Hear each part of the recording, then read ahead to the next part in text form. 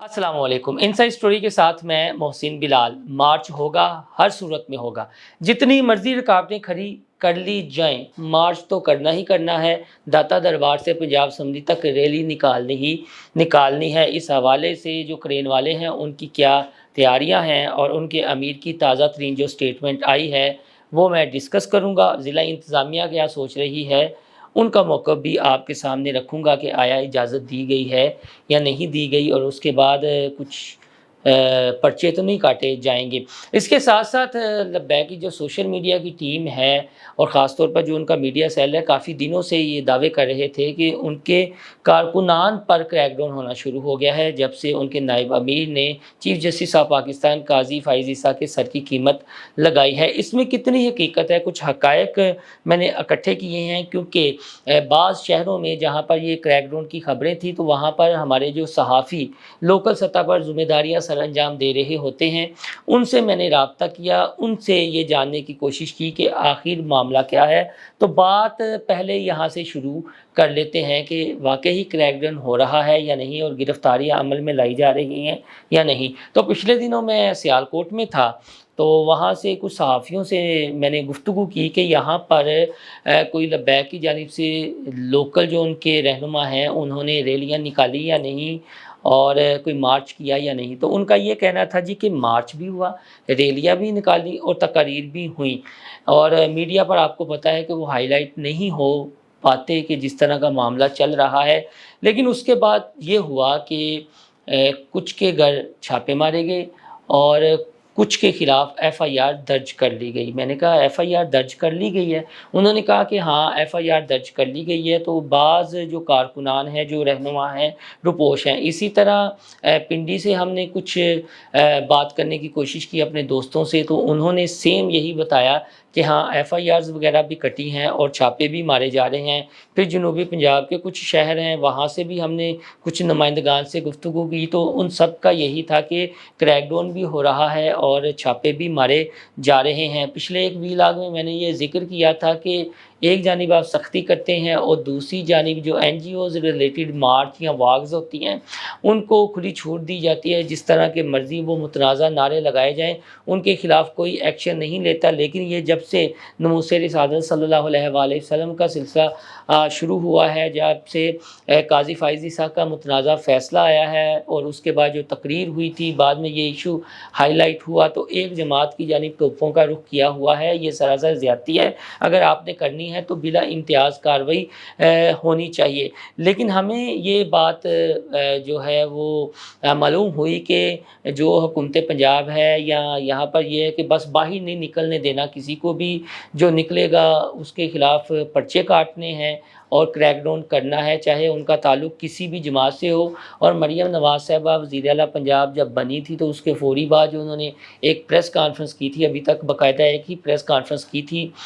वो भी रमज़ान पैकेज के हवाले से, तो उसमें कहा था जी कि जो सड़कों पर निकलेगा, सड़कें ब्लॉक करेगा, मैं रुथलेस हो जाऊँगी। गो कि पीटीआई के तनाज़ुर में उन्होंने बात की थी, क्योंकि पीटीआई उन दिनों में बड़ी रैलियां निकाल रही थी, तो उन्होंने ये बात कर दिया, ऐलान कर दिया। लेकिन उसके बाद हमने ये देखा कि पुलिस और इंतज़ामिया हर ज़िले में काफ़ी ज़्यादा मुतहरिक दिखाई दी। तो लब्बैक के तनाज़ुर में अब ताज़ा तरीन ये सारे मामला तो हो रहे हैं कि क्रैकडाउन भी है, गिरफ्तारियाँ भी हैं, और जहाँ तक वो कहते हैं कि चादर और चारदीवारी का तकद्दुस पामाल हो रहा है, तो उस सिलसिले में भी जो हकीकत है वो मैंने आपके सामने रखी है। अब आते हैं हाफिज़ साद हुसैन रिजवी की जो स्टेटमेंट है, उनका ये कहना है जी कि मार्च होगा, हर सूरत में होगा, दाता दरबार से यहाँ चेरिंग क्रॉस तक रैली निकाली जाएगी, और उन्होंने भरपूर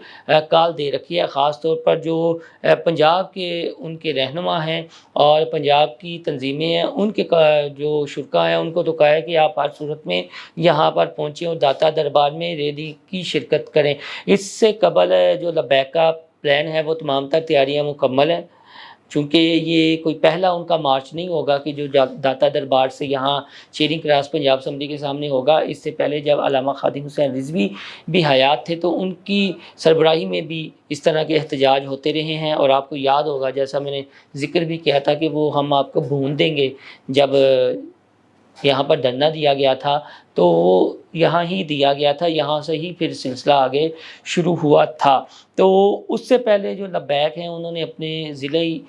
دفتر میں ایک بڑا پر بھرپور فنکشن رکھا ہے، اور فنکشن رکھا ہے کہ پاکستان کے پرچم کی کشائی ہوگی، اور وہاں پر پاکستان کی سربلندی کے لیے اور نموذ رسالت صلی اللہ علیہ وآلہ وسلم کے جو پہرے دار ہیں ان کی حفاظت کے لیے دعا بھی کروائی جائے گی۔ پہلے وہاں پر جو ضلعی قیادت ہے ان کو یہ ہدایت کی گئی ہے کہ صبح 8:30 بجے آپ ضلعی دفتر میں پہنچے، وہاں پر پرچم کشائی ہوگی، اس کے بعد وہ باقاعدہ اپنے اس لانگ مارچ کا شروعات کریں گے، اور پھر یہ داتا دربار سے ہوتی ہوئی یہاں تک آئے گی۔ جہاں تک ضلعی انتظامیہ کا تعلق ہے تو 7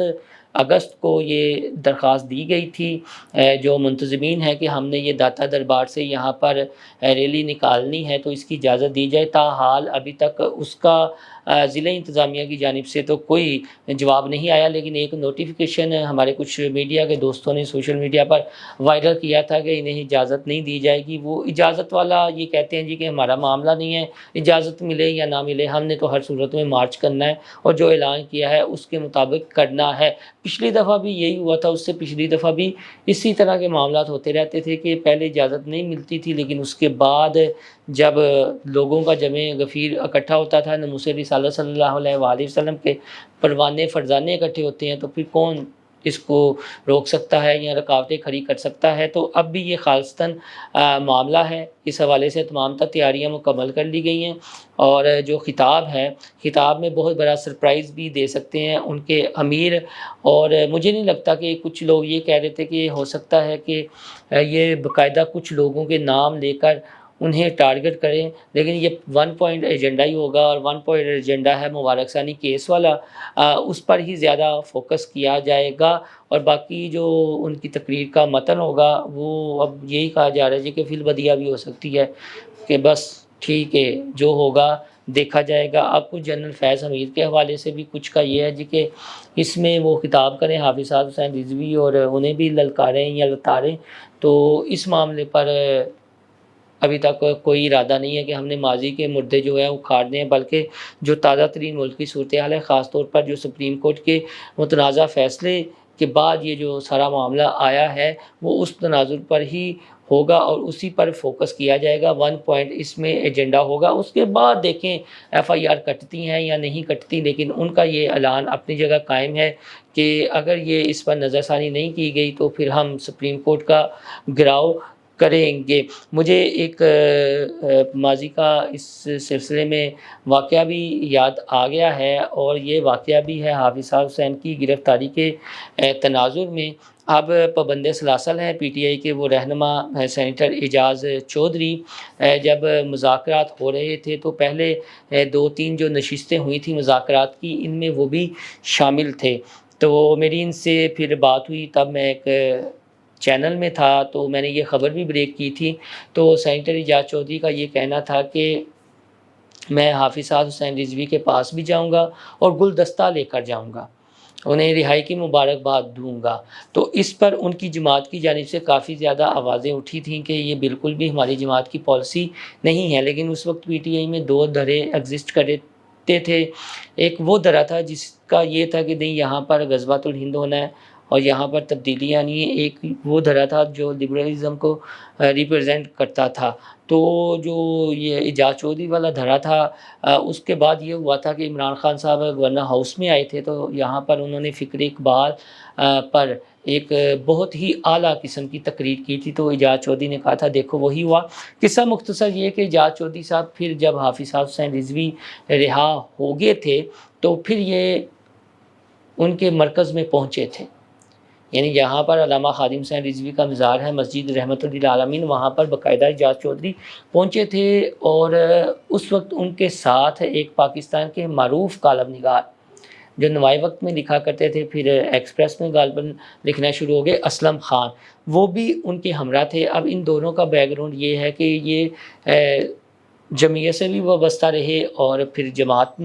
سے ریلیٹڈ بھی رہے، میری مراد جماعت اسلامی سے ہے۔ تو یہ اسلم خان صاحب نے ہی اس وقت خبر بریک کی تھی کہ مفتی منیب الرحمان کراچی سے تھوڑا سا متحرک ہوئے ہیں اور ایک بزنس مین بھی اس میں کردار ادا کر رہے ہیں، اور حافظ صاحب حسین کی رہائی فلاں وقت میں یقینی ہو جائے گی۔ اور پھر آپ نے دیکھا کہ وہ ایک جنرل باجوہ صاحب کے ساتھ ان کی تصویر بھی آ گئی تھی، مفتی منیب الرحمان صاحب کی اور کریم ڈیڈی صاحب کی۔ یہی وجہ ہے کہ پچھلے دنوں بھی جب عمران خان صاحب نے کہا کہ تمام سٹیک ہولڈرز سے بات کی جائے، جو اپوزیشن کی جماعتیں ہیں، اور لبیک کے ساتھ بھی اس طرح کے معاملات کیے جائیں، لیکن جو پچھلے دنوں محمد علی درانی صاحب نے ایک اجلاس بلایا اپوزیشن جماعتوں کا، تو اس میں ان کو تو نہیں بلایا گیا، اور جب تک یہ نہیں شامل ہوں گے تو تب تک یہ تحریک کامیاب ہوتی ہوئی دکھائی نہیں دے گی، کیونکہ جو طاقت ہے اس طاقت کو سمجھنا چاہیے، جو عوام کی بات کرتے ہیں، جو اسلام کی سر بلندی کی بات کرتے ہیں، جو اپنے ذاتی سیاسی مفادات کی بات نہیں کرتے، بلکہ جو اسلام کا مقدمہ ہے، جو عام پاکستانی کا مقدمہ ہے وہ